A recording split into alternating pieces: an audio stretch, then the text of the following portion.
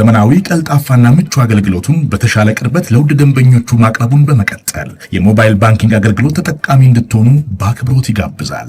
በዚህ አገልግሎትም ደንበኞች የሞባይል ስልካቸውን ብቻ በመጠቀም የሂሳብ እንቅስቃሴያቸውን ማወቅ፣ አጭር የሂሳብ መግለጫ መጠየቅ፣ የቼክ ደብተር ማዘዝ፣ የቼክ ክፍያ መረጃ መከታተል፣ የውጭ ምንዛሬ ተመን ማወቅ፣ ከአንዱ ሂሳብ ወደ ሌላ ሂሳብ ገንዘብ ማስተላለፍ፣ ቋሚ ክፍያ ትዕዛዝ መስጠት፣ የብድር ክፍያዎችን መፈጸም ይችላሉ።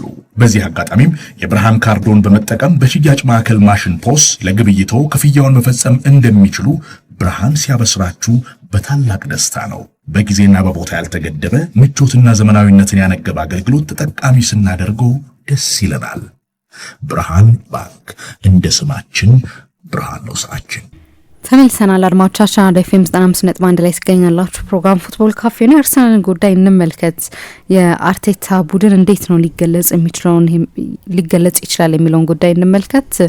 የሚከላከል ቡድን ነው፣ የሚያጠቃ ቡድን ነው፣ ወይስ ደግሞ የቆም ኳሶችን የሚያስቆጥር ቡድን ነው፣ ወይስ ሌሎች መገለጫዎች አሉት የሚለው እንመልከት። ልክ ነው። የሚኬል አርቴታን የአርሰናል ቡድን አይደንቲቲ በተመለከተ ብዙ ጊዜ አስተያየት ይሰጣል። ያው በዚህ ውድድር ዘመንም ይህንን የአርሰናል ቡድን በተመለከተ ብዙ ስናደንቅ በሁለት ዋና ዋና ነጥቦች የምናደንቅ ይመስለኛል። የፕሪሚየር ሊጉ መሪ ነው። ብዙ ግምቶች አርሰናል በዚህ ዓመት ሻምፒዮን ሊሆን ይችላል የሚሉ ናቸው። ስብስቡ በጣም የተዋጣለት ነው።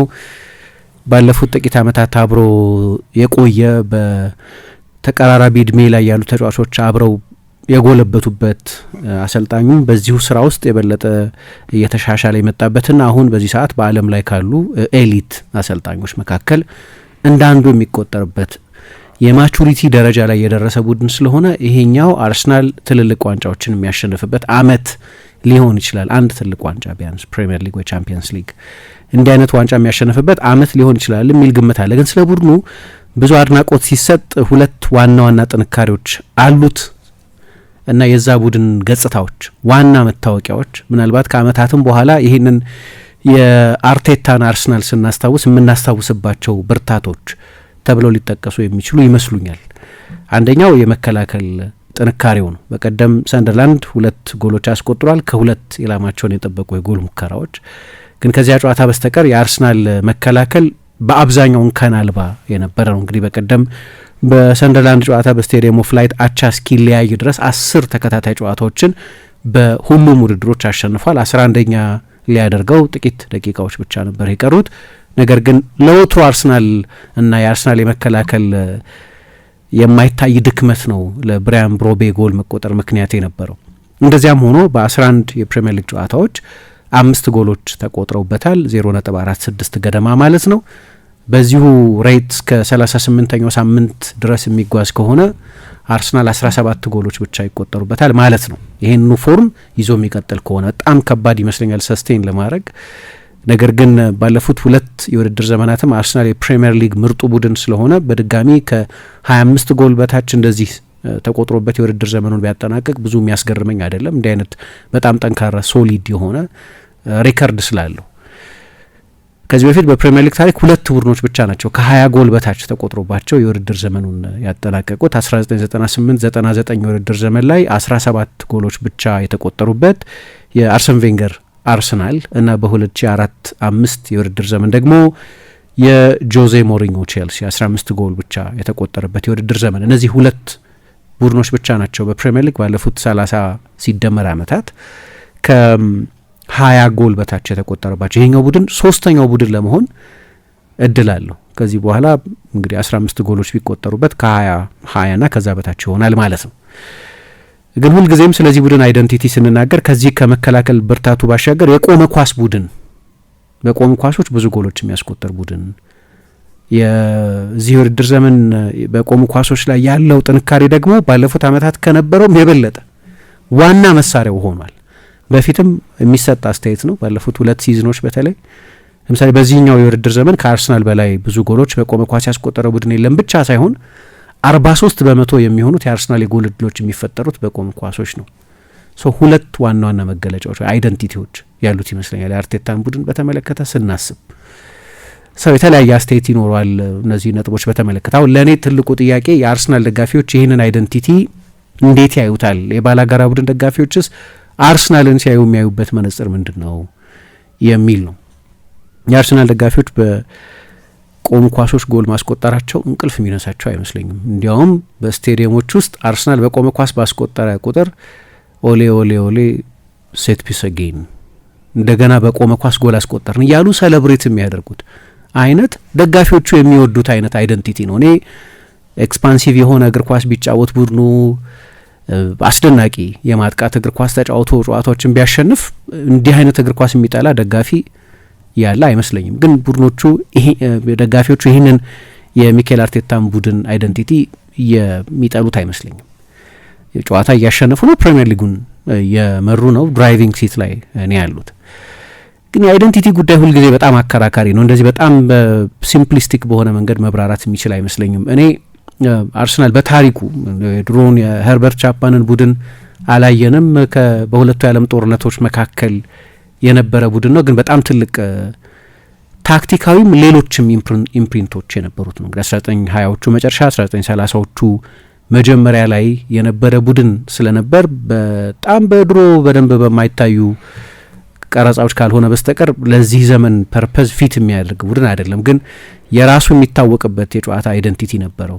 ብዙ ታክቲካዊ ጸሐፍት የጻፉበት የ3-2-2-3 ወይም የWM ሲስተምን ይከተል የነበረ ቡድን ነው። ብዙ ጊዜ እንደማነሳው ይሄ መጋጫ የሚባለውን የመለያ ቁጥር በምሽት መጫወት፣ በፍለድ ላይት መጫወት አይነት ነገሮች፣ የፒኤ ሲስተም፣ እነዚህን ሁሉ ነገሮች ያደረገው ያኛው አርሰናል ነው። ይሄ ከጨዋታ አይደንቲቲ ጋር የሚገናኝ አይደለም። ከጨዋታ አይደንቲቲ ጋር የሚገናኘው ግን በ3-2-2-3 መጫወት ነው። 2 ተከታታይ የሊግ ዋንጫዎችን ያሸነፈ፣ ኤፍኤ ካፕ ያሸነፈ ነው። ሰውየው በጊዜ ነው ህይወታቸው ያለፈው። ሄርበርት ቻፕማን ጨዋታ እያዩ ነው ህይወታቸው ያለፈው እና ያኔ እንግዲህ የመጀመሪያው ታላቅ እንግሊዛዊ አሰልጣኝ የሚባሉ አርሰናልም የመጀመሪያው የእንግሊዝ እግር ኳስ ሱፐር ፓወር የሚባል ሌሎች በመሀል ብቅ ያሉ ኃይሎች ነበሩ ከአርሰናል መምጣት በፊት። ፕሪስተን ኖርዚን፣ በርሚንግሃም፣ ሰንደርላንድ የመጀመሪያዎቹ የእንግሊዝ ኃይሎች ናቸው። ግን ሰስቴንድ ለሆነ ጊዜ የቆየው እና በእግር ኳስ ታሪክም ከክለቦች መካከል የመጀመሪያው ሱፐር ፓወር የሚባለው አርሰናል። ሌሎቹ ወጣ ይላሉ፣ እንደገና ይወድቃሉ። ስለዚህ ልክ እንደ አርሰናል እንደምታውቂው አልወረደም።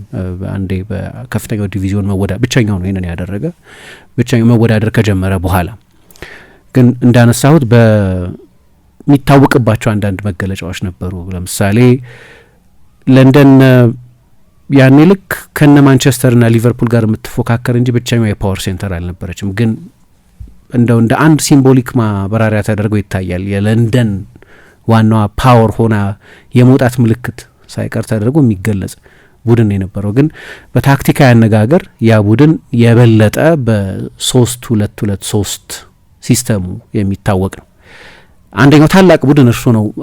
ተመልሼ አነሳዋለሁ። ግን የጆርጅ ግራም ቡድንም 1990ዎቹ መጨረሻና 80ዎቹ መጨረሻና 1990ዎቹ መጀመሪያ ላይ የነበረው ቡድን ግን ከዛ በፊት ደግሞ ለእኛ ዘመን በጣም ቀረብ ያለው የቬንገር ዘመን ነበር። ያ ቡድን ደግሞ የሚታወቅበት አንድ መታወቂያ አለ፣ አይደንቲቲ። ያንን ቡድን ስናስታውስ በሀሳባችን ላይ የሚመጣ አንዳንድ ሰዎች እንደሚሉት ከዛ አስቀድሞ በእንግሊዝ እግር ኳስ ያልታየን ውብ እግር ኳስ የተጫወተ የሚያሸንፍም ኮዝሞፖሊታን የሆነም ዓለም አቀፍ የሆነም ከዛ በፊት በእንግሊዝ እግር ኳስ ውስጥ ያልነበሩ አዳዲስ ልማዶችን ያስተዋወቀ በሜዳሊያዎች ብዛት በዋንጫዎች ብዛት ብዙ ዋንጫ ነው ያሸነፉት አርሰን ቬንገር። ግን ከሌሎች ትልልቅ አሰልጣኞች ጋር ካወዳደር ናቸው የሜዳሊያ ሼልፋቸው የተሞላ ነው ለማለት ያስቸግራል። ግን በዛው ደረጃ የሚጠቀሱ ናቸው። አንዳንድ ሰዎች በኢንፍሉዌንሳቸው በጣም ከፍተኛው ተጽዕኖ ያላቸው አሰልጣኝ ይሏቸዋል። በትሬኒንጋቸው፣ በጨዋታ ስታይላቸው፣ በኒውትሪሽን፣ በፍልስፍና፣ በዴታ፣ በስካውቲንግ፣ በእነዚህ ሁሉ 7 ኤፍ ኤ ካፕ፣ 3 ፕሪሚየር ሊግ እና 7 ኮሚኒቲ ሺልድ አሸንፈዋል። ቻምፒየንስ ሊግ ፋይናል ደርሰዋል። ዩሮፓ ሊግ ፍጻሜ ደርሰዋል። በምልመላም በጣም አድቫንስድ ነበር። ያኔ ከቬንገር መምጣት በፊት የውጭ ሀገር ተጫዋቾች ወደ እንግሊዝ ይመጡ ነበር። ግን ያኔ የነበረው ልማድ ቡድኖች ወይም ክለቦች ተጫዋቾችን ይመለምሉ የነበሩት ከአውሮፓ ዋንጫና ዓለም ዋንጫዎች በኋላ በአውሮፓ ዋንጫ ጥሩ የተጫወተን ተጫዋች፣ በዓለም ዋንጫን ጥሩ የተጫወተ ተጫዋች እና በሊሚትድ ዶዝ ነበር የሚመለምሉት። የእሳቸው መምጣት በተለይ ከ1994 የዓለም ዋንጫ በኋላ ብዙ ኢንተርናሽናል ተጫዋቾች ወደ እንግሊዝ መጥተዋል። በአሜሪካው የዓለም ዋንጫ ላይ ጥሩ የተጫወቱ ተጫዋቾችን ነበር እንጂ ልክ እንደሳቸው ግራውንድ ብሬኪንግ አይነት ምልመላ አልነበረም እና ትልልቅ ውጤቶችም ነበሯቸው። እኔ ያንን ቡድን በተመለከተ ያለኝ አስተያየት ስታይሊስቲክሊ በዛ ዘመን የብቸኛው ቡድን ነበር በአውሮፓ ስለ ኤስቴቲክስ የሚጨነቅ የሚል ግምት ነው ያለኝ። እኔ ስለ ጨዋታ ውበት የሚጨነቅ ብቸኛው ቡድን ነው የነበረው ከትልልቆቹ ቡድኖች መካከል ማለት ነው። አሁን እንግዲህ ያ ቡድን የመጨረሻው ቡድን ነው ፕሪሚየር ሊግን ያሸነፈው ቡድን።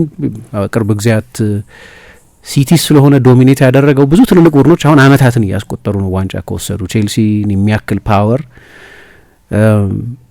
ፕሪሚየር ሊግ ካሸነፈ 8 ዓመት ሆኖታል። እኔ በ8 ዓመት ውስጥ አንዴም ለዋንጫ የተፎካከረ አይመስለኝም። ማንቸስተር ዩናይትድ 13 ዓመት ሆኖታል። አንድም ጊዜ ለዋንጫ የተፎካከረ አይመስለኝም በዚህ ጊዜ ውስጥ። አርሰናል ከዛ ዘለጋ ያለ ነው። ይሄኛው 21ኛው ሲዝኑ ነው ዋንጫ ካሸነፈ። በእርግጥ ለዋንጫ የተፎካከረባቸው ብዙ አጋጣሚዎች ነበሩ በቅርብ ዓመታትም ከዛ በፊት በነበሩትም ዓመታት። በ5 በ6 ሲዝኖች የምር ዋንጫ ተፎካካሪ ነበር ብሎ ማለት ሳይቻል አይቀርም። ግን ያኔ የነበረው 2 ደብል 1 ኢንቪንሲብል ያሳካው ቡድን ግን የኤስቴቲክስም ስታይል የነበረው በጣም ጉልበተኛ ቡድን ነው። እንዲያውም ይተች የነበረው አንደኛው የቬንገር ቡድን በኃይለኝነት ነው። ብዙ ቀይ ካርድ በማየት ይመራ ነበር። ከማንቸስተር ዩናይትድ በእጥፍ ጭምር ይበልጥ ነበር። ግን እኔ ያለኝ አረዳድ ኃይለኛ ቴክኒካል እግር ኳስ የሚጫወት ቡድን ነው። ብዙ አይቻለሁ ያንን ቡድን።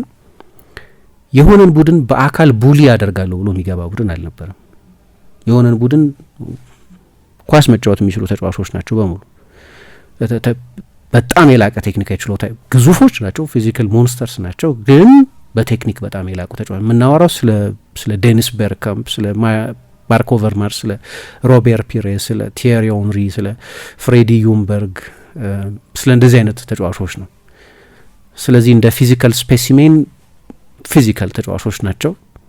ቡሊ ላደርጋቸው ብትፈልጊ ግን አርሰናልን ተማትቼ ነው ማቆመው ና ብትይ ግን አይሰራም። ምክንያቱም ያኛውንም የጨዋታውን መልክ እነ ፓትሪክ ቪዬራ እነ ኢማኑኤል ፐቲ እና ኦልድ ጋርድ የሚባለው ቬንገር የተረከቡት ያ የተከላካይ መስመር ብሪቲሽ የሆኑ የተከላካይ መስመር ከዛም በኋላ የነበሩት ሎረን ካምቤል፣ ቱሬ፣ አሽሌ ኮል አይነቶቹም ተጫዋቾች በአካል ዶሚኔት አደርጋቸዋለሁ ና ልትይ አትችይም። በዛ በሁለቱም ገጽ የተሟላ ቡድን የነበረው አውት ፕሌይ ያደርግሻል፣ አውት መስል ያደርግሻል ይሉታል እነሱ። ከአንቺ በላይ መጫወት ይችላል። አይ እኔ ጉልበት በመጠቀም ነው ያንን ቡድን ማስቆሙ ደግሞ ካልሽ እሱም አይሰራም። ግን በጨዋታ ስታይል በዛ ጊዜ የአውሮፓ እግር ኳስን በተመለከተ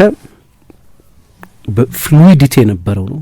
በጣም ምንድነው በተለምዶ ፍሰት ያለው እግር ኳስ እንላለን። እዚህ ግን ኃይለኛ የፖዚሽን ሮቴሽን ነበረው። አሁን ባለን የፎርሜሽን አረዳድ የፎርፎርቱ ቡድን ነው ይባላል። እኔ የፎርፎርቱ ቡድን ነው ብዬ አላምንም። ሁሉም ቡድን ደንበኛ ዘጠኞችን ይጠቀም ነበር። አርሰናል አንድም ዘጠኝ አይጠቀምም። የሀሰተኛ 9 ቁጥር መጠቀም የሚባል ኮንሰፕት ከነበር ያን ጊዜ አርሰናል ሀሰተኛ 9 ቁጥር ነበር የሚጠቀመው ማለት ነው። ምክንያቱም ዴኒስ ቤርካምፕም 9 አይደለም፣ ቲየሪ ኦንሪም ምንድነው በአይነተኛ 9 ቁጥርነት የሚበየን ተጫዋች አይመስለኝም። 9 የነበረው አይመስለኝም። እንደ ሺረር አይነት እንደ ቫን ኒስተልሮይ ወይም እንደ አንዲ ኮል አይነት 9 እንደ ጄሚ ፍሎይድ ሃሰልባንክ እንደ ኬቨን ፊሊፕስ አይነት በዛ ዘመን እንደነበሩት 9ኞች አይነት 9 የነበረው አይመስለኝም። ስለዚህ 4-2-4 ማለት አለብን ወይ 4-2-3-1 ማለት የሆነ አይነት የፎርሜሽን አረዳድ የሚያስፈልገው ይመስለኛል በኮንቴምፖራሪ የፎርሜሽን አረዳድ ማለት ነው። ግን እንዳልኩት በጣም ቴክኒካዊ፣ በጣም ፈጣን የወንበርሽ ጠርዝ ላይ ሆነሽ እንድትጠብቂ የሚያደርግ ውብ እግር ኳስ የሚጫወት ቡድን ነበር። ያኔ ግን አውትላየር ነበር። ምክንያቱም በሚያስገርም ሁኔታ ፓትሪክ ቪዬራ አርሰናል ሌስተርን አሸንፎ ኢንቪንስብል ሆኑ። ሁሉንም ጨዋታዎች ሳይረታ 38 ጨዋታ አድርጎ አንድም ኤል ሳይመዘገብበት አንዴም ሉዝ የሚል ሴክሽን ውስጥ የአርሰናል ስም ሳይሰፍር ሻምፒዮን ሆነ እና ከ11 ቀን በኋላ ጆዜ ሞሪኞ በፖርቶ የአውሮፓ ሻምፒዮን ሆኑ። በዲፌንሲቭ ፕራግማቲዝም የሚታወቁ አሰልጣኝ የአውሮፓ ሻምፒዮን ሆኑ። እግር ኳስ እየሄደ የነበረበትን አቅጣጫ የሚናገር ነው የጆዜ ሻምፒዮን መሆን። ምክንያቱም በተመሳሳይ ጊዜ የኦቶ ሬሃግል የግሪክ ብሔራዊ ቡድን ልክ እንደዚሁ በጣም አጥባቂ የመከላከል አማኝ የሆነ ቡድን ይዘው የትልልቅ የአውሮፓ የእግር ኳስ ኃይላትን አሸንፈው ፈረንሳይን ጨምሮ ማለት ነው። በፖርቱጋል የአውሮፓ ዋንጫውን ያስተናገደችውን ሀገር ጨምሮ ማለት ነው። ፖርቱጋል እንዲሁም በመክፈቻውም በመዝጊያውም ጨዋታ ነበር ያሸነፈው። ያ የግሪክ ቡድን የአውሮፓ ሻምፒዮን ሆነ። እስካሁን ድረስ ፌመስ የሆነው ያ ቡድን በሰዎች ሕሊና ውስጥ ያ ቡድን ስለተጫወተው እግር ኳስ በብዙ ናፍቆትና አፍቅሮት የሚናገር ሰው ያለ አይመስለኝም። ያ ቡድን ከታሰበ ሰው የሚያስበው በትንግርት በመሆኑ ነው። ምክንያቱም የአውሮፓ ዋንጫ ያኔ በ24 ሀገራት መካከል ነበር ይደረግ የነበረው እና 24ተኛ ግምት ነበር የተሰጠው የግሪክ ብሔራዊ ቡድን በቡክ ሜከርስ በሚሏቸው በእነዚህ በትልልቆቹ አወራራጅ ድርጅቶች 24ተኛ ግምት ነው። 16 ነበር ያን ጊዜ 16ተኛ ግምት ነበር የተሰጠው። በቅርብ ጊዜ ነው በ24 ሀገራት መካከል መደረግ የጀመረው። ላቲቪያ የምትባለው ሀገር ሳይቀር ማናውቃቸው ኢጎር ስቴፓኖቭ ወይም ቬርፓኮቭስኪስ ምናምን በቃ ሰው ማያስታውሳቸው ስሞች ያሉበት ያ የላቲቪያ ብሔራዊ ቡድን ከዛ በኋላ የላቲቪያ ብሔራዊ ቡድን በአውሮፓ ዋንጫ ባለማለት ተሳትፎ አያውቅም። ብቸኛውና አንድ ውድድራቸው ያ የአውሮፓ ዋንጫ ነው። ከላቲቪያም ያነሰ ግምት ነበር የተሰጣት። እንዲያውም በጥንቃቄ የተናገሩት ቬንገር ይመስሉኛል። ግሪክን እንደዛ ማሳነስ ትክክል አይደለም፣ አውቀዋለሁ ኦቶ ሪሃግልን የሚያውቋቸው ምናልባት በ92ቱ የካፕ ዊነርስ ካፕ ፋይናል ስላሸነፏቸውም ሊሆን ይችላል። ሁለቱም ቬንገር ጀርመን ፈረንሳይ ልታያቸው ትችላለች። ኦቶ ሪሃግል ጀርመናዊ ናቸው። ካፕ ዊነርስ ካፕ ላይ በክላውስ አሎፍስ ጎሎች ሞናኮን አሸንፈው ነበር በ1992 ይመስለኛል። ስለዚህ በሚገባ ያውቋቸዋል። ግን በጠቅላላው የእግር ኳሱ ዓለም የመጨረሻውን አነስተኛ ግምት ነበር የተሰጠው። ስለዚህ ያ ቡድን ሻምፒዮን መሆኑ ፍጹም ያልተጠበቀ ነበር። ግን የተጫወቱበትም የእግር ኳስ አይነት በዚያ ዘመን ስኬታማ የሚባሉ ቡድኖች የሚጫወቱበትን ስልት የሚያብራራ ነው። የራሱን ሳጥን የሚከላከል በቆሙ ኳሶች ጎሎች የሚያስቆጠር በመልሶ ማጥቃት ጎሎች የሚያስቆጠር የ1-0 ቡድን። ብዙዎቹ ትልልቆቹ ድሎቻቸው ቼክንም ፈረንሳይንም ፖርቱጋልንም በፍጻሜው ሲያሸንፉ 1-0 ነው ያሸነፉት። ስለዚህ በጣም ዲፌንሲቭ ፕራግማቲዝም የነበረው ቡድን ነው። በዚያው በ2004 የራፋኤል ቤኒቴዝ ቫሌንሲያም ሌላ ኮምፓክት ቡድን የማርሴይን አሸንፎ የዩሮፓ ሊግ አሸናፊ ነበር። በ2004 አርሰናል ኢንቪንሲብል ነበር። ምን ማለት ነው? አርሰናል አውትላየር ነው ማለት ነው። አርሰናል ነው በዛ ጊዜ ምናልባት በቬንገር የግል የስታይል ምርጫ ምክንያት ሊሆን ይችላል እንደዚህ አይነት እግር ኳስ ይጫወት የነበረው። ለዚህ ነው ዮሃን ክራይፍ ይሄኛው ቡድን የአውሮፓ ሻምፒዮን ቢሆን ለእግር ኳስ በጣም ጥሩ ነው የሚል አስተያየት ሰጥቶ የነበረው። ምክንያቱም ከዚህኛው የሞደርን ትሬንድ የተለየ ነው፣ ሌሎቹ ቡድኖች ሊጫወቱ ከሚሞክሩበት እግር ኳስ የተለየ ደፋር፣ ጀብደኛ እና ለውበት የሚጨነቅ ቡድን ነው ብሎ አድንቆ ነበር። በዛው ክረምት ጆዜ ሞሪኞ ወደ ቼልሲ ሄዱ። በዚያው ተመሳሳይ ክረምት ሊቨርፑል ራፋኤል ቤኒቴዝን ቀጠረ እና የቼልሲና የሊቨርፑል የነዛ አመታት ጨዋታዎችን በሚዲያ ለመግለጽ ጽዩፍ ስለሆነ አልናገረውም እንጂ ሆርሄ ቫልዳኖ በኤል ፓይስ ላይ በእንጨት ጫፍ ላይ ያለ ቆሻሻ ብሎ ገለጸው ያንን ጨዋታ። ከዛም በበርታ ባለቃል ሞሪኞ የማይወዱት ቫልዳኖን አንድም ለዚህ ነው። በዛ ጊዜ ሌላ ዲፌንሲቭ ፕራግማቲስት የሆኑ አሰልጣኝ ማንቸስተር ዩናይትድ ቀጠረ። አሰልጣኝ አይደሉም ፐርሴ፣ አሌክስ ፈርጉሰን ናቸው አሰልጣኝ። ግን ያው ብዙ ጊዜ እንደምናነሳው የአሌክስ ፈርጉሰን የማኔጅመንት ሞዴል ዴሊጌት ማድረግ ሰዎችን የመወከል የማኔጅመንት ሞዴል ነው። የማሰልጠኑ ኃላፊነት የሚሰጠው ለምክትሎቻቸው የትሬኒንግ ፕላን የማውጣትን ጨምሮ። ፈርጉሰን አንዳንዴ ነው የሚያዩት ልምምድ። አንድ በጣም ስኬታማ ያደረጋቸው ነገር ይሄ ሰው ማመናቸው ነው። ዴሊጌት ያደርጋሉ። ግን በጣም አሪፍ ሰው አምጥተው ነው ያመጧቸው። እኛ ሰው ካርሎስ ኪሮዥ ናቸው። ካርሎስ ኪሮዥ ከጆዜ ሞሪኞ ተመሳሳይ ትምህርት ቤት የመጡ ልታያቸው ትችላለች። የበለጠ የኦርጋናይዜሽን አሰልጣኝ ናቸው። ሶ ዩኒክ ነበር ያ ቡድን፣ በተለይ ያ ዘመን ከነበረው እግር ኳስ አንጻር የሚል ነው የኔ አረዳድ። ከዛ እንደምታውቂው ነው የእግር ኳስ ላንድስኬፕ ተቀየረ። ግን ያንን የአርሰናልን ቡድን ምናልባት ከጓርዲዮላን ባርሴሎና ሌላ በጣም የሚያጠቃ ቡድን ከ4-5 ዓመት በኋላ መጣ። 2008 2009 ፔፕ የመጣበት ጊዜ ነው። ያኛው የአርሰናል ቡድን ግን ትንሽ ፍሪ ስፒሪትድ የነበረ ነጻ ቡድን ይመስለኝ ነበር። ምክንያቱም ቬንገር በጣም ቴክኒካዊ በጣም ኢማጂኔቲቭ እግር ኳስ ይጫወት የነበረ ቡድን የነበራቸውም ቢሆን ግን ያ ልክ እንደ ጓርዲዮላ በመዋቅር የተደረገ በሪሀርስ የተደረገ ሳይሆን ተጫዋቾች ራሳቸው ለመፍትሄ ሜዳ ውስጥ እንዲያስቡ የሚያበረታታ አይነት ነው። ኢንተርቬንሽኒስት አልነበሩም። በእያንዳንዱ ሁኔታ ውስጥ ጣልቃ የሚገቡ አሰልጣኝ አልነበሩም። የበለጠ ለተጫዋቾች ኢንዲቪጁዋል ኢምፕሮቫይዜሽን ወይም ለአንድ ተጫዋች በሜዳ ውስጥ የራሱን ውሳኔ የመወሰን ነጻነት በመስጠትም ጭምር። አሁን የየንስ ሌማንን መጽሐፍ ብታነቢ ብዙ አሰልጣኞች አሰልጥነውኛል ይላል። በዶርትሙንድም በኤሲ ሚላንም በጀርመን ብሔራዊ ቡድንም ልክ እንደሱ አይነት የማጥቃት አሰልጣኝ ኖሮኛ አያውቅም ይላል። ለፐርፌክሽን ይተጋል። በመሀል የሆነ አይነት ስህተት ከተፈጠረ ያስቆማል። 11 ለ11 7 ለ7 የሚሰሩት ልምምዶች ሁሉ የተለዩ ናቸው ብሎ ያደንቃል። እንዲሁ ዝም ብሎ በቃ አሪፍ ነው ልጆች በርቱ ምናምን ብሎ ብቻ የሚያስገባ ቡድን አልነበረም። እንደዚህ አይነት ረቂቅ እግር ኳስ በማጨብጨብ ብቻ ልትገነቢ አትችይም። ያኛው ቡድን የዛ ዘመን መታወቂያ ነው። ግን የቬንገር ሁለተኛ ዘመን ደግሞ የሚባለው ከ2006 በኋላ አሁን እኔ ከዛ በላይ ዋንጫ ማሸነፍ ነው። በ7 ዓመት 7 ትልልቅ ዋንጫ ያሸነፈ፣ ቻምፒየንስ ሊግ ፍጻሜ የደረሰ፣ ዩሮፓ ሊግ ፍጻሜ የደረሰ፣ ሌላ ኤፍ ኤ ካፕ ፋይናል የደረሰ ቡድን የነበረው እና በደንብ የሚያብራራው አይመስለኝም። ብዙ ዋንጫ ነው ያሸነፉት፣ ግን ከዛም በላይ ሊያሸነፍ ይችል ነበር። ከሁሉ በላይ ግን በሰዎች ሊና የሚቆይ እግር ኳስ የተጫወተ ቡድን ነበር። ሁለተኛው ቡድናቸው ፋሲኔቲንግ ነው። ዋንጫ ያላሸነፉበት ዘመን መሆኑ ብቻ አይደለም፣ 9 ዓመት ዋንጫ ሳያሸነፉ ተጉዘዋል። ከዛ በኋላ ከ2005 ኤፍ ኤ ካፕ በኋላ እስከ 2014 ኤፍ ኤ ካፕ ድረስ ወደ ስቴዲየሙ የሄዱበት ብዙ የእግር ኳስ ላንድስኬፕ የተቀየረበት፣ ቼልሲ፣ ማንቸስተር ሲቲ ብዙ ገንዘብ ኢንቨስት ማድረግ የጀመሩበት፣ የፋይናንስ ቀውሱ 2008 አካባቢ የተከሰተበት፣ የሞርጌጅ ቀውስ የመጣበት እና ያ ደግሞ የአርሰናልን ፋይናንስ ያናጋበት መሆኑ ብቻ አይደለም፣ የስታይል ጉዳይ በጣም ትልቅ ለውጥ የነበረበት ነው። ወደ ኤምሬትስ ሄዱ። ሃይብሪድ ጠባብ ነው። ስቴዲየሙ ብቻ አይደለም 38 ሺህ ተመልካች የሚያስተናግድ ትንሽ ስቴዲየም ነው የነበረበት። ታሪካዊ ስቴዲየም 93 ዓመት የተጠቀሙበት ስቴዲየም ግን ትንሽ ስቴዲየሙ በሚያስተናግደው የተመልካች መጠን ፒቹም ትንሽ ነበር። ፊፋ ስታንዳርዶች አሉት አይደለም፣ የሚፈቅዳቸው የሜዳ ስፋቶች ሁሉም እኩል አይደሉም።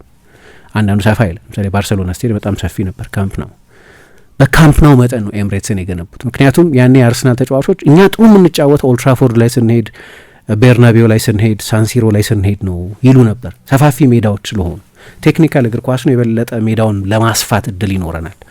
የቬንገርም እምነት እንደዛ ስለነበር ኤምሬት በጣም ሰፊ ሜዳ ሆነ እና ቴክኒካል እግር ኳስ የሚጫወት ቡድን መሆኑ ወደ ሌላ ጫፍ ደረሰና ጉልበተኞቹ ተጫዋቾች ቀሩ እና ያኔ ደግሞ አርሰናል ምን አይነት ቡድን ሆነ? የነሱ የባንተር ኢራ የሚሉት ያኔ የሚታወቀው አርሰናል እንዲያውም ከመጀመሪያ 10 ዓመት የበለጠ ውብ እግር ኳስ የሚጫወት ግን ቡሊ የምታደርገው ቡድን ሆነ።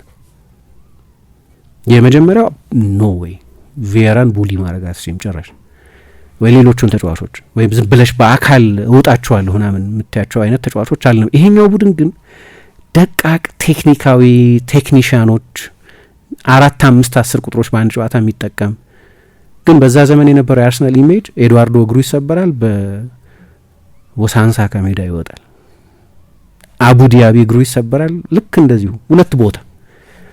አሮን ራምሴ እግሩ ይሰበራል፣ ከተማታን እናቆማቸዋለን አይነት ሜንታሊቲ የነበረው ቡድን ነው። ግን ለዛ ነው ሶፍት ነው ይሄ ቡድን ሶፍት ነው የሚል አስቴት ይሰጥ የነበረው። ምናልባት ጥሩ ሳይሆን አይቀርም ይሄ አገላለጽ። አንዳንድ ሰዎች ያ ሲኒሲዝም ይጎለው ነበር ይላሉ። በነ ቪየራ ዘመን የነበረው ለምሳሌ አንቺ ሲኒሳ ሚሃይሎቪች እንደሻለም ነፍሱን ይማረው ምራቅ ከተፋበት በጥፊ መጥቶት ይወጣል። የላሲዮ ጨዋታ ላይ ያስታውሳል። እንትንም መቀበል የሚችል አይደለም። ዛሬ ከሌስተር ጋር የሚቀጥለው ሳምንት ከሊቨርፑል ጋር በቀይ የሚወጣ አይነት ተጫዋች ነው የነበረው። ግዙፍ ነው። ሜይቢ በፕሪሚየር ሊግ ታሪክ ምርጡ ታክለር ነው። እንደዚህ እነዚህ 2 አይደንቲቲዎች ነበሩት። ወደ አርቴታ ዘመን ስንመጣ እኔ አርቴታ ሁልጊዜም በፍልስፍና ምንለው ከሆነ በእግር ኳስ ውስጥ ያለ አይደንቲቲን ለየት ያለ ስሪት ይመስለኛል። የባስክ ሰው ነው። በባርሰሎና ለጥቂት ዓመታት የቆየ ነው። ወደ ፈረንሳይ የሄደ ነው። ወደ ስኮትላንድ የሄደ ነው። ከግማሽ በላይ የሚሆነው አብዛኛውን የእግር ኳስ ህይወቱን ያሳለፈው በእንግሊዝ ነው እና እንደ ተጽዕኖ ብዙ ተጽዕኖች አሉበት። ለምሳሌ ፔፕን ብዙ ተጽዕኖች አሉበት፣ ግን በማዕቀፍ ካስቀመጥሻቸው ተመሳሳይ ምድብ ውስጥ የሚቀመጡ አሰልጣኞች ያሉበት ነው። ቫን ሃል፣ ክራይፍ፣ ካርሎ ማትሶኔ፣ ዋንማ ሊዮ በቀጥታ ባያሰለጥኑትም ሜኖቲ፣ ቢኤልሳ፣ ቬንገር እንዲህ ተጽዕኖዎች የሚላቸው አሰልጣኞች በሙሉ የበለጠ የቴክኒካዊ እግር ኳስ የሚጫወቱ ቡድኖች አሰልጣኞች ናቸው። ሜቢ ወጣ ካሉ ካፔሎ ይመስሉኛል። ከእሳቸው ጋር ብዙ አልተስማማም። የእሳቸው ቤንች ነበር። ስለዚህ ተመልሶ ወደ ብሬሻ ሄዷል እኮ በኋላ። አርቴታ ግን ከቫን ሃል ጋር ጥቂት ጊዜ ሰርቷል፣ ባይጫወትም ለባርሴሎና ነው ቡድን በእሳቸው ልምምዶች ውስጥ እንደ ተጫዋች ተሳትፏል። ከዛ ሉዊ ፈርናንዴዝ በፓሪስ ሰን ጀርመን፣ አሌክስ ማክሊሽ በሬንጀርስ፣ ሆሴ ማሪያ አሞሮርቱ፣ ዴቪድ ሞይስ እና ቬንገር አሰልጥነውታል እና ባክግራውንዱ በጣም የተለየ ነው። ከ10 በላይ አመት የሚሆነውን የተጫዋችነት ዘመኑን ያሳለፈው በስኮትላንድ አሰልጣኞች ስር ነው። በደንብ ብሪቲሽ በሆኑ አሰልጣኞች ስር ነው። የብሪቲሽ ቡድኖች ደግሞ የሞይስ ቡድን ወይ የማክሊሽ ቡድን በሴት ፒስና በጣም በጥብቅ መከላከል የሚታወቁ ቡድኖች ናቸው። እነዛን መልኮች ማየቴ አያስገርመኝም። አርሰናል ውስጥ እነዛን ባህሪያት ማየቴ የሚያስገርመኝ ነገር አይደለም። በኋላ በቬንገር ስር ተጫውቷል፣ ግን አርሰናል ሰፈር በሚያደርግበት ጊዜ ነው በአርሰን ቬንገር ስር የተጫወተው። ስለ አይደንቲቲ ስናወራ አሁን ለምሳሌ 19 ፊቨር ፒች የሚባል መጽሐፍ አለ። ኒል ሆርንቢ የሚባል የታወቀ እንግሊዛዊ ጸሐፊ የጻፈው፣ ሌሎችም መጽሐፍት አሉት።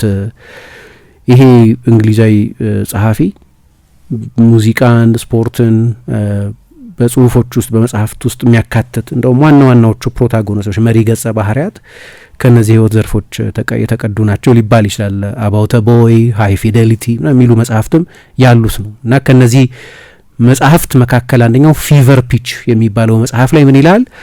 አንድ የዌስትሃም ተጫዋች 1980 የኤፍኤ ካፕ ፍጻሜ እየተደረገ ነው። ጨዋታው በአርሰናልና በዌስትሃም መካከል ነበር ይደረግ የነበረው እና የ17 ዓመት ልጅ ነው። ፖል አለን ይባላል እና ጎል ለማስቆጠር ወደ አርሰናል ጎል እየገሰገሰ ነው።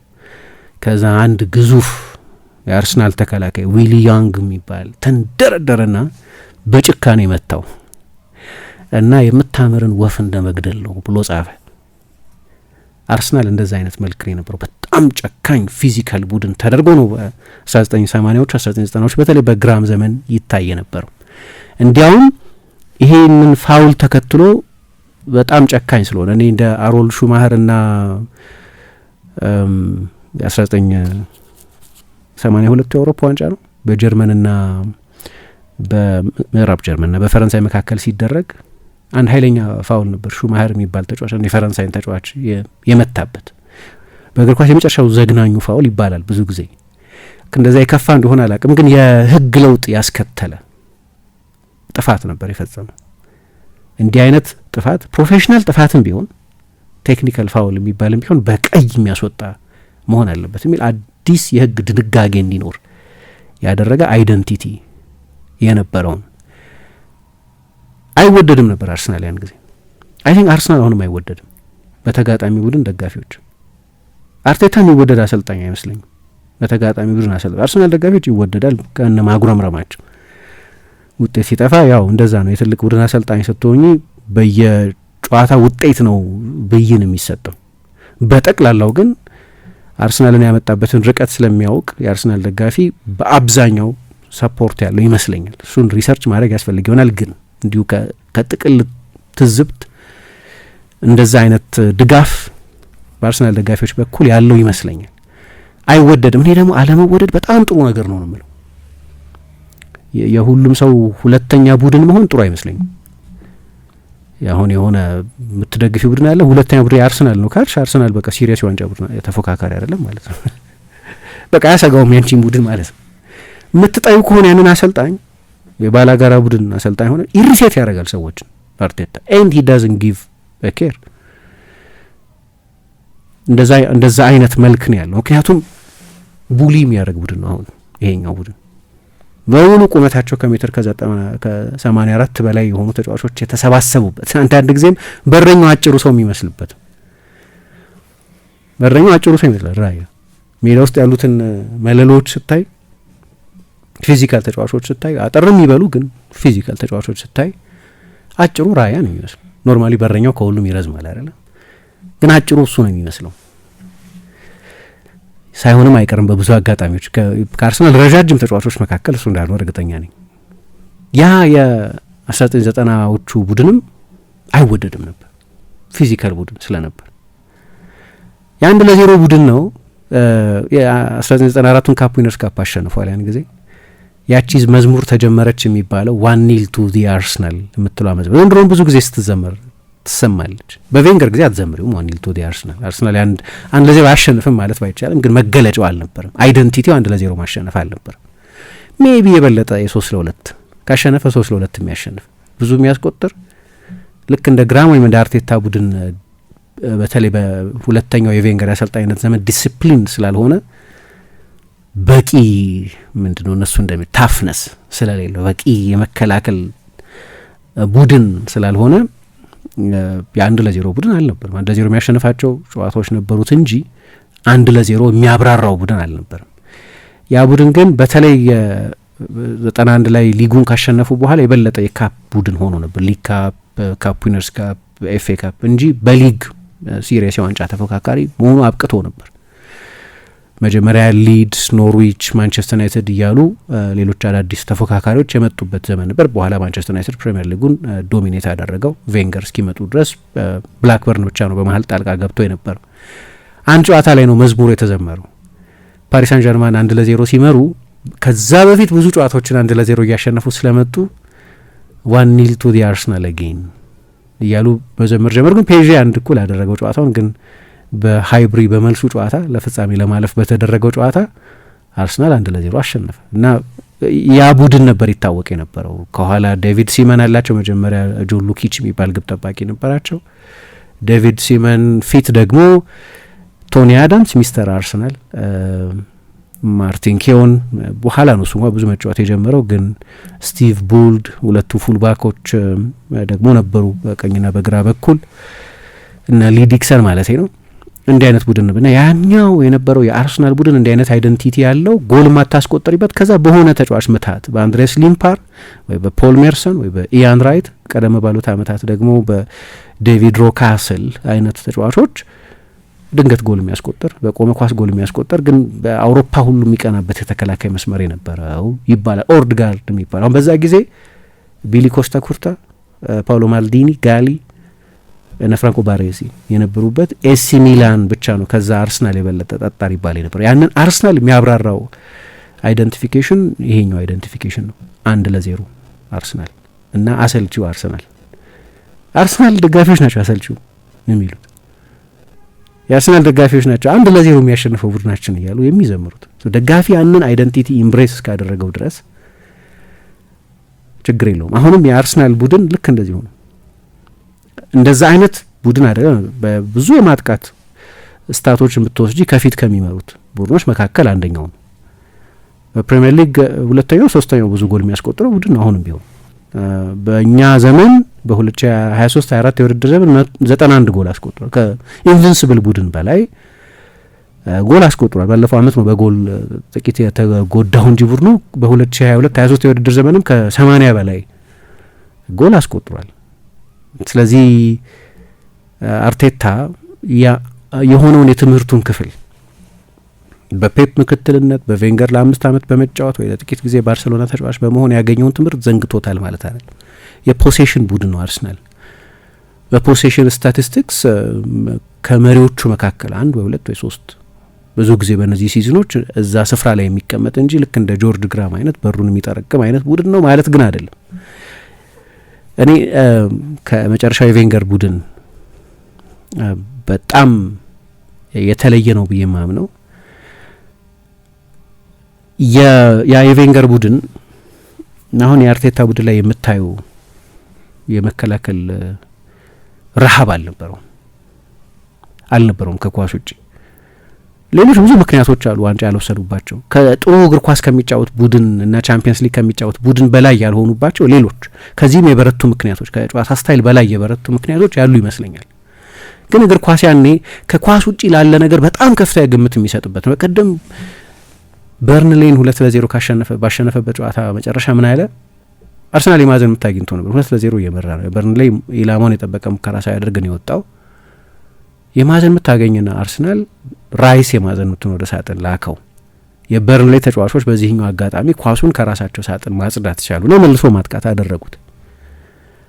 በፍጥነት ወደ አርሰናል የሜዳ ቀጠና ሲደርሱ ከፊታቸው ለማጥቃት ያንን የቆመ ኳስ ለማጥቃት ሄደው የነበሩት 8 የአርሰናል ተጫዋቾች በሰከንድ ውስጥ በራሳቸው ሳጥን ውስጥ ነበሩ። ያንን ዲሲፕሊን አየና እንደዚህ ሁሌ የምንጫወት ከሆነ ብዙ የእግር ኳስ ጨዋታዎችን እናሸንፋለን አለ።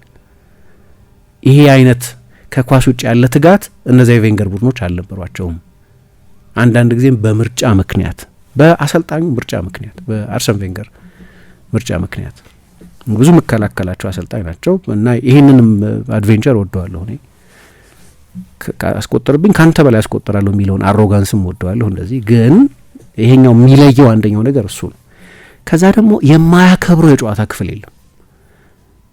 አርቴታ የማያከብረው የጨዋታው ክፍል የለም፣ ግምት የማይሰጠው ማለት ነው። የማያከብረው ባላጋራም ያለ አይመስለኝም። አሁን እኔ ቬንገር ማያከብሩት ቡድን አለ ማለት ሳይሆን ባርሰሎናም ቢሆን ፕራይም ሪያል ማድሪድም ቢሆን ማንቸስተር ዩናይትድ እና ሲቲ ቼልሲም ቢሆኑ ኦልትራፎርድ ላይ እናሸንፋለን ከሚል አሮጋንስ ነው የሚነሱት። አሁን ይሄንን ብትጠይቅኝ እንደ ምርጫ ኦኬ ቶፕ ዶግ ሜንታሊቲ ነው ምናምን እለዋለሁ።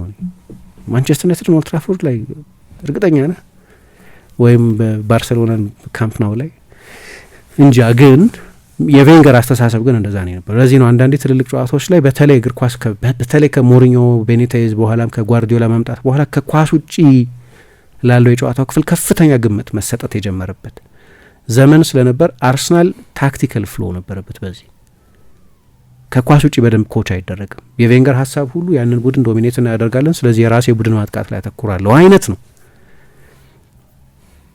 እና ብዙ ትልልቅ ጨዋታዎች ላይ በሰፋፊ ሽንፈቶች መሸነፍ ነበር። የአርቴታን ቡድን ሜቢ ትልቅ ጨዋታ ላይ ልታሸነፊው ትችላለች ከሆነ ጊዜ አንዴ ምናምን አይሸነፍ። ሪካርዱ የሚገርም ነው። ያለፉትን 26 ጨዋታዎች ብታይ አንድ ጨዋታ ነው የተሸነፈው በዶሚኒክ ዞቦዝ ላይ የቅጣት ምት። 26 ጨዋታ ስል ከቢግ ሲክስ ቡድኖች ጋር ያደረጋቸውን ጨዋታዎች እያልኩ ነው። ከ26 አንድ ነው የተሸነፈው። ለምን? ዲስፕሊን ነው። ከኳስ ውጭ ያለን ነጥብ ያከብራል። የቆመ ኳስን ያከብራል። ቬንገር ቡድን የቆመ ኳስ አያስቆጥርም ልል አልችልም። ቻምፒየንስ ሊግ ፋይናልን ጨምሮ የቆመ ኳስ ጎሎች አስቆጥሮ ያውቃል። ግን ቬንገር የቆመ ኳስ ላይ እንዴት አድቫንቴጅ መውሰድ ይችላለሁ የሚል ኦብሴሽን የነበራቸው አይመስለኝም። አርቴታ ያከብራል። ያን የቆመ ኳስ ስለሚያከብር ስፔሻሊስት አለው እና በዚህ መሪ ነው። ደግሞ በአውሮፓ በሙሉ በቆመ ኳስ መሪ ነው። በቆመ ኳስ ማጥቃት አምና የቆመ ኳስ መከላከል ድክመት ነበረበት። ዘንድሮ እሱንም የበለጠ አርሞታል፣ አጠጥሮታል። የአርሰናል የቆመ ኳስ መከላከል አምና ከ5 ብዙ የቆመ ኳስ ጎል ከተቆጠረባቸው ቡድኖች መካከል አንደኛው ነበር። ስለዚህ የኛው ቡድን መጫወት ይችላል፣ ማጥቃት ይችላል፣ መከላከል ይችላል። ከኳስ ጋር ጥሩ ነው። ምናልባት የቬንገርን ቡድን ያህል ከኳስ ጋር ግን ጥሩ አይደለም። እንዲያውም ለዚህ ነው በቀደም የሰንደርላንድ ጨዋታ ላይ በሁለታዊ አጋማሽ የነበረው የኦፕን ፕሌይ ዶሚናንስ በጣም አስደናቂ ነበረው። ያው ሰንደርላንድ የሲዝኑ ሰርፕራይዝ ስለነበር። ግን ከዛ አሁን ሰዎች ደግሞ ወደ ምን ይወስዱታል መሰለሽ? አሁን እኔ ይሄኛውን የአርሰናል ቡድን እያንዳንዱ እኔ እንዲያውም አንድ ማደንቀው ሌላ ችሎታ ተስፋ ያስቆርጣል አይደለም። እነ ፋብሪጋስ ተስፋ ቆርጠው ነበር፣ መጨረሻ አካባቢ ተስፋ ቆርጠው ነበር። ቫን ፐርሲ መጨረሻ ላይ ተስፋ ቆርጠው ነበር። ናስሪ ብዙ አልቆየም የነሱን ያህል፣ ግን መጨረሻ ላይ ተስፋ ቆርጠው ነበር። በቃ በዋንጫ ማሸነፍ አንችልም ማለት ነው እዚህ የሚል አይነት እስካሁን ድረስ ዋንጫ እያሸነፉ ስላልሆነ ተስፋ ቆርጦ ልልቀቅ ያለ ተጫዋች አልሰማሁም። ልልቀቅ እያለ አጂቴት እያደረገ ያለ ተጫዋች አልሰማሁም። ሪያል ማድሪድ ምናምን የሚፈልጋቸው ተጫዋቾች ሳይቀሩ በወረፋ ኮንትራት እያደሱ ነው አርሰናል ውስጥ እና ተስፋ አልቆረጡም። 3 አመት ሁለተኛ መሆን ተስፋ አላስቆረጣቸውም። ያ ሜንታሊቲ አለ፣ አሁንም ያ ረሀብ አለ። ምንም አይነት ባለፉት አመታት የነበረ በጣም ተስፋ ያለው ሲዝን ሆኖ በዋንጫ አለመቋጨት ተስፋ አላስቆረጣቸው። አሁንም ለተጨማሪ ዘመናት ለመቆይ ውላቸውን እያደሱ ያሉ ተጫዋቾች አሉ። በቅርብ ጊዜ ብዙ ተጫዋቾች አዳዲስ ኮንትራት እየፈረሙ ነው። ሌሎችም ብዙ ተጫዋቾች አዳዲስ ኮንትራት ለመፈረም ተቃርበዋል እና ይሄ የአርሰናል በእኔ ግምት ምንድነው አንዳንድ ሰዎች እንደሚሉት አርቴታ መጠላትን ኢንሳይት የሚያደርግ ይሉታል። አሁን ፐንዲቶች ይጠሉታል ማለት በጣም አሉታዊ አስተያየት ይሰጣሉ ስለ አርሰናል እና በተለይ ስለ አርቴታ።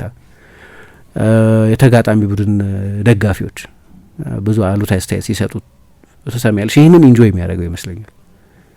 ማለት ምንም ብትሆኚ ለምን ይጠሉሻል? ምንም ስጋት ባትሆኚ ለምን ስጋት ነው ኦፍ ኮርስ አርሰናል ባለፉት አመታት ቅርብ ስለነበር በዋንጫ ሰፈር ስለነበር። ግን መጠላትም አንድ መገለጫ ነው። ምክንያቱም ማንቸስተር ዩናይትድ በጣም ከሚጠሉት ቡድኖች መካከል ነበር። የአሌክስ ፈርጉሰን ቡድን፣ የቬንገርን ቡድን፣ የሞሪኞን ቡድን፣ ሜቢ የፔፕም ቡድን። ለምን እንደምትጠዩ በቃ እድል አትሰጫቸውም ለሌሎቹ። አሁን በእነዚህ አሰልጣኞች ተርታ ለመጠቀስ ገና ነው፣ ማሸነፍ አለበት። ግን እኔ ለምሳሌ አሁን ይሄ ውድድር ዘመን ያለ ዋንጫ አለቀ አርሰናል ውስጥ በድጋሚ ያለ ዋንጫ በማለቁ ምክንያት ባየር ሚኒክ አሰልጣኝ መቀየር ቢኖርበት አርቴታን ኮንሲደር ያደርገው ማለት አይደለም። በጣም ፋይን ዲቴይልስ ናቸው ዋንጫ እንዳያሸንፍ ያደረጉት እና የሆነ አንድ ትልቅ የስራ ቫከንሲ ቢኖር በደንብ ኮንቨርሴሽን ውስጥ ይኖራል አርቴታ። ባርሴሎና የሚሆን ማንም ትልቅ ቡድን ውስጥ ከጓርዲዮላ በኋላ ሲቲ እሱን ወደ ፈርኒቸሩ መመለስ የሚችልበት እድል ቢኖር የሚጠላ አይመስለኝም። አይ አርሰናል ውስጥ አንድ ኤፍ ኤ ካፕ ነው የወሰደው ምናምን ብለው የሚተውት አይመስለኝም። ልክ እንደ ፖቼቲኖ ማለት ነው። ፖቼቲኖ ብዙ ጊዜ ከማንቸስተር ዩናይትድ ስራ አንድም ዋንጫ ሳያሸንፍ፣ አርቴታ ያሸነፈውን ዋንጫ ሳያሸንፍ ማለት ነው፣ ምንም ዋንጫ አላሸነፈም ቶተንሃም ውስጥ። ግን ሁልጊዜም አንድ ቀን የማንቸስተር ዩናይትድ አሰልጣኝ ይሆናል የሚል ማንቸስተር ዩናይትድም ብዙ ጥረት ያደረገባቸው ዘመናት ነበሩ። በኋላ ፓሪስ ሳን ጀርማ ቀጥሮታል፣ ሙሳ እንደምታውቂው፣ ቼልሲ ቀጥሮታል እንደምታውቂው፣ ሪያል ማድሪድ ብዙ ጊዜ ሞክሯል እሱን ለመቅጠር። ወደ ባርሴሎና በፕሪንሲፕል የስፓኞል ሰው ስለሆነ አልሄድም ብሏል። ለእኔ ቢያሸንፍ ጥሩ ነው ዋንጫ፣ ባያሸንፍም ከኤሊት አሰልጣኝነት የሚያጎድለው አይመስለኝም። እና እንደ አይደንቲቲ ግን እኔ ማየው ምን መሰለህ የሁለት አሰልጣኞች ፊውዥን ነው ወይም የሁለት አሰልጣኞች አልበለው እና በሁለት አሰልጣኞች ብቻ አላሳንሰው። ብዙ አሰልጣኞች አሰልጥነዋል ቅድም እንደጠቀስኩት። ግን እንደው በሁለት ትልልቅ የፍልስፍና ምድቦች ውስጥ ካስቀመጠው የጓርዲዮላና የሞይስ ፊውዥን ነው ሁለት ይወት ይችላል። የሞይስ ቡድን የሴት ፒስ ቡድን ነው፣ የጠንካራ መከላከል ቡድን ነው። ምናልባት ጎላ ብለው የሚታዩት እነሱ ናቸው አሁን በዚህኛው የአርሰናል ቡድን ባህሪያት ውስጥ። ግን ደግሞ የፔፕ ቡድን ፖዚሽናል ፕሌይ፣ ከኋላ ቢልድ ማድረግ፣ ፖሴሽን ዶሚኔት ማድረግ፣ ኦቨርሎድ መፍጠር፣ እነዚህ የመሳሰሉት የፔፕን ቡድኖች የምንገልጽባቸውም ጥንካሬዎች አሉት። ግን የአንዱ ኮፒካት አይደለም እና የመከላከሉ ጥንካሬ ደግሞ ዘንድሮ የበለጠ ጎላና እኔ ለወደፊቱ ካስታወስኩት ይህን ቡድን ማስታወሰው ዋንጫ ካሸነፈ የበለጠ ሜሞረብል ይሆናል። ዋንጫ በሰዎች ትውስታ ውስጥ ስለሚቆይ ያልኳቸው ሁለት ነጥቦች ግን የዚህ ቡድን ዋና አይደንቲቲ ናቸው። ብቸኞቹ አይደሉም ግን ዋናዎቹ ናቸው። 16 ጨዋታ 5 ጎል ብቻ ነው በሁሉም ውድድሮች የተቆጠሩበት በፕሪሚየር ሊግም በሌሎቹ በተጫወተባቸው ቻምፒየንስ ሊግ ጨዋታዎችና በሊግ ካፕ ጨዋታዎችም አነስተኛው የጎል ሙከራ የተደረገበት፣ አነስተኛው ኢላማውን የጠበቀ የጎል ሙከራ የተደረገበት፣ በቀደም ሰንደርላንድ እስኪያስቆጥር ድረስ በ4 ተከታታይ ጨዋታዎች አንድም ኢላማውን ያገኘ ሙከራ ያልተደረገበት ቡድን ነው የነበረው። የሰንደርላንድ ጨዋታ እንደ አንድ አውትላየር በውድድር ዘመን መሀል እንደሚያጋጥም አንድ ጨዋታ ልጠቅሰው ይችላሉ። ዘንድሮ ደግሞ ምን ሆነ? ከሌሎችም ዓመታት የበለጠ ያው ጋብርኤል ሳሊባ፣ ሙስኬራ አንዳንድ ጊዜ ሲቀላቀላቸው አንዳንድ ጨዋታዎች ላይ ኢንካፒዬ መጫወት ጀምሯል። ሁለቱ የሚያጅቧቸው የመስመር ተከላካዮችም በቀኝና በግራ በኩል ያሉት ሁለቱ የመስመር ተከላካዮችም የመሀል ተከላካዮች ናቸው። ቪክቶር ዮኬሬስ ደግሞ መጣ አይደለም። ስለዚህ ዮኬሬስ ስለመጣ አርሰናል የሆነ አዳፕታቢሊቲ አድርጓል። የዮኬሬስን ከጀርባ የሚደረጉ ሩጫዎች ለመጠቀም ከሌላውም አመት የበለጠ ለምሳሌ በሶስተኛ ሜዳ ክፍል እንደ ድሮ አይደለም ፕሬስ ያደርጋል። አሁንም ከጥሩ የፕሬሲንግ ቡድኖች መካከል አንደኛው ነው። ግን ሀይ አፕ ደ ፒች ከላይ ወደፊት ተጠግቶ በመጨረሻው 30 ሜትር ላይ ኳስ ለመቀማት ብዙ ኢንቨስት የሚያደርግ አይደለም። የበለጠ የሚመቸው ለዮኬሬሽ ትንሽ ሜዠርድ በሆነ ብሎክ ተጫዋችና ወደ ስፔስ ኳስ መጣል። ይሄ ሲሆን ልክ ነው። ቲምበርና ካላፊዮሪ ማጥቃት ውስጥ ብዙ ሲሳተፉ ታያቸዋለሽ። ግን ደግሞ ራይስና ዙቢሜንዲ ከሁለቱ የመሀል ተከላካዮች ፊት አሉ። ስለዚህ አርሰናልን መሀል ለመሀል ማጥቃት በጣም አስቸጋሪ ነው። የበለጠ ጠጣር ሆኗል። የዮኬሬስ መምጣት የአርሰናል የመከላከል አይነትም በመጠኑ ለውጦታል፣ አሻሽሎታል። ነሰሰርሊ አሻሽሎታል ኦፍኮርስ። ግን አርሰናል አዳዲስ የመጡትን ቀጥተኛ ተጫዋቾች አዳፕት ለማድረግ በሚደረግ ጥረት ምክንያት ካለፉትም አመታት የበለጠ መከላከሉ ጠብቋል። ስለዚህ ሁለቱን እንደ ዋና ማብራሪያዎች ሰዎች ቢወስዷቸው አልፈርድባቸውም። ግን እኔ ደግሞ ምለው የዚህኛው የአርሰናል ቡድን አይደንቲቲ ሁሉንም የጨዋታውን ቅንጣቶች የሚያከብር ቡድን፣ ኢግኖር የሚያደርገው ዲቴይል የለም።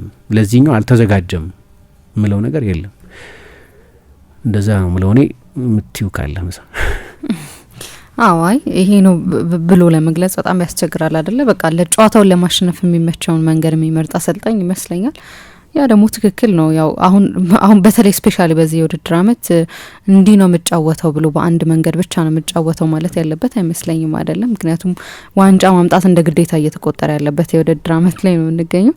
እስኪ ደግሞ አድማጮቻችንስ ምን አለው የሚለውን ጉዳይ እንደዚሁ እንመልከት። በዚህ በአርሰናል ጉዳይ ላይ ዮኒ አዳነች አርሰናል የሚለው ክላሪቲ አለው፣ አይደንቲቲው፣ ፖሴሽን እንዲሁም ደግሞ በሃይ ፕሬስ የሚጫወት ነው፣ ፈጣንም ትራንዚሽን አለው፣ ፍሌክሲብል ነው ብሎናል። ሌላኛው አድማጫችን ኢብራሂም እንደ ስቶክ ሲቲ መጠለዝ ብቻ ነው ሌላ አይደንቲቲ የለውም ብሎናል። አብዱል ፈታ ሚል አድማጫችን የአርቴታ አርሰናል በሁሉም ረገድ ጥንቅቅ ተደርጎ የተሰራ ነው፣ እንደ ተጋጣሚ አቀራረብ የሚቀርብ አርሰናልን የገነባው ሁሉም በእጁ ነው ያለው ብሎናል። አቡጊዳ ከአዲስ ሰፈር የሚል አድማጫችን ደግሞ እንዴት ናችሁ ብሎናል። አርቴታ አዲስ ኮንትራት ሊፈርም በሚዘጋጅበት ሰዓት ይሄን ሀሳብ ማንሳታችሁ በጣም ተገቢ ነው። አርሰናል ጥንካሬ ብዬ የማስበው ከምንም በላይ አርቴታ የሚፈልገውን ቡድን እስከሚሰራ መታገሳቸው ነው። ምናልባት አሁን ባለው ዋንጫ ጥማትና ውጤት ፍለጋ ላይ ክለቡ አርሰናል ባይሆን ኖሮ ሌሎች ክለቦች ይህንን ያህል መታገሳቸውን እጠራጠራለሁ። አይደንቲቲ ላይ ግን ይህ ቡድን ከጊዜ ወደ ጊዜ ተለዋዋጭነቱ በዝቷል። እንደ ምርጫ ከጠየቃችሁኝ ከዚህ ቡድን ይልቅ የ2022ን ቡድን በጣም ያዝናና ነበር። በተለይ የዚንቼንኮ ሚና ለጨዋታ ውበት ሰጥቶት ነበር። አሁን ላይ ያለው ቡድን ግን በሳሊባና ማጋለሽ ላይ የተመሰረተ ነው። ይህ አስተሳሰብ ይመስለኛል የአርሰናል አይደንቲቲ የበለጠ ወደ የቆመ ኳስ ላይ ትኩረት እንዲያደርግ ያደረገው። አሁንም ቢሆን ይህ አካሄድ የሚያዘልቀው አይመስለኝም። ጎሎች የሚገኙበት ሌላ የማጥቃት አማራጭ መጨመር አለበት ብዬ አምናለሁ። በተረፈ ግን የአንዳንድ ቡድኖች ሁኔታ እየዘነጋችሁት ነው ብሎናል። አርሰናል ብቻ የሚል አድማጫችን ደግሞ እንደኔ ያረዳድ አርቴታ በጣም ተለዋዋጭ ቡድን ነው እየሰራ ያለው። በተለይም በዚህ ሲዝን እጅግ በጣም ጠንካራ የመከላከል አጥር ያለው ነገር ግን በሎ ብሎክ ሳይሆን ኳስን ይዞ የሚከላከል ቡድን እየሰራ ነው። በተለይ ከ2 ሲዝኖች በፊት እጅግ በጣም የሚያጠቃ ቡድን ሰርቶ አሳይቶናል። ነገር ግን ትልቅ ዋንጫ ለማሳካት የሚያስፈልገው ነገር ለመሙላት አሁን የተሻለ አቀራረብ ይዞ ትንሽ ጎል የሚቆጠርበት በተጨማሪም ግን ጎል ለማስቆጠር ያለውን ሁሉ የሚጠቀም ቡድን ሰርቷል። በአጠቃላይ ለኔ ዴቪድ ሞይስ ጋርዲዮላ ነው የዚህ ሲዝን የዴቪድ ሞይስ ፕላስ ደግሞ ጋርዲዮላ ነው የዚህ ሲዝን የአርቴታ አቀራረብ፣ ዋንጫውም የኛ ነው ብሎናል።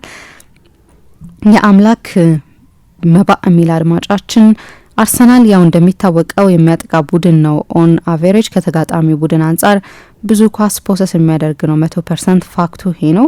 ሆኖም ግን በሁሉም የአደረጃጀት የተሟላ በተለይ ደግሞ በመከላከል ረገድ እንዳሉት ተከላካዮች ተጫዋቾቹ ጥራትና እንደ ቡድኑ የተዋጣለት ነው። ድሮ የሌለው ሲቸገርበት የነበረው በተለይ ዘንድሮ ፕሪሚየር ሊግ የሚፈልገውን ፊዚካሊቲ ያለው ቡድን ነውና እንደ ሁኔታዎች አዳፕት ማድረግ ይችላል። ዘንድሮ ዋንጫው የኛ ነው ብሎናል። ስሎቫን ሚል አድማጫችን ስሎቫን ቤርካም ቡና አርሰናል ሚል አድማጫችን የዘንድሮ የአርቴታው አርሰናል ከዚህ በፊት ከነበረው አርሰናል በጣም የተለየ እንደ ተጋጣሚ የሚለዋወጥና ተገማች ያልሆነ ቡድን ነው። ከፈለገ ኳስ መቆጣጠር ይችላል፣ ከፈለገ በፕሬሲንግ ይጫወታል፣ አስፈላጊ ሆኖ ካገኘው በሎ ብሎክ ይጫወታል። በሚድ ብሎክ ነው የምጫወተው ካለም ግን ያንን ማድረግ ይችላል። በመልሶ ማጥቃት መጫወት የምፈልገው ካለም በቀላሉ ለሱ የትኛው አጫወት እንደሚጫወት ማንኛውም ቡድን መገመት አይችልም ብሎናል። ማልኮልም ሂሮ ሚል አድማጫችን ደግሞ የአርቴታ ያጫወት ምንነት አይደንቲቲ ይሄ ነው ብሎ መግለጽ እጅግ ከባድ ይመስለኛል። የ2022-23ቱ በመጠኑም ቢሆን የቬንገርን አጫወት ይመስል ነበር። በዚህ አመት ሳሊባ ተጎቶ ከስቲ ሲጫወት በሮብ ሆልዲንግ ሃይ ላይን ሲጫወት እንደተሳተ የተረዳ ይመስለኛል። ለዚህም ይመስላል ሃይሊ ስትራክቸርድ የሆነ ቡድን የገነባው። ከዚህ በፊት ይተችበት የነበረውን ለመከላከል ቅድሚያ መስጠቱ እንደተጠበቀ ሆኖ አሁን በማጥቃቱ መሻሻል እያሳየ ነው። እንዲያውም በፕሪሚየር ሊጉ ስሮቦል አንደኛ ነው። ከዚህም በመነሳት አርቴታ ይህን አይነት ነው ለማለት ይቸግራል ባይነኝ። በነገራችን ላይ የቬንገርን የታክቲክ ገራገርነት በጣም ያናድደኝ ነበር። ለዚህ ነው አርቴታን ማመሰግነው ብሎናል። መሳይ የሚል አድማጫችን ወይም ምትል አድማጫችን አርቴታ ቡድኑ በሁሉም መለኪያዎች በብዙ መንገድ የተሟላ ነው። ዱዋሊስት ተጫዋቾች አሉት። ሲፈልግ ደግሞ እንደ ቡድን ይከላከላል። ማጥቃት ከፈለገም በሚገባ ያጠቃል። ዘንድሮ እያየን ያለነው ያን ነው። በቆመ ኳስም አደገኛ ነው። በተለይ ማዕዘን ኳስ ሲገኝ የተቃራኒ ቡድን ትልቅ ስጋት ይፈጥራል። በአጠቃላይ ፕራግማቲክ የሚለው ቃል ይገልጸዋል። እንደ ሁኔታው የሚለዋወጥ አሰልጣኝ ስለሆነ አርሰናል በመጀመሪያ ሲሰለጥን 3-4-3 ከዚያም 4-2-3-1 አሁን ደግሞ 4-3-3 የሚያጠቃም ሲፈልግም በአምስት ተከላካይ የሚጫወት አሰልጣኝ ነው። አርሰናል ዘንድሮ ግዙፉን ዋንጫ የሚያሳካበት አመት ይመስለኛል።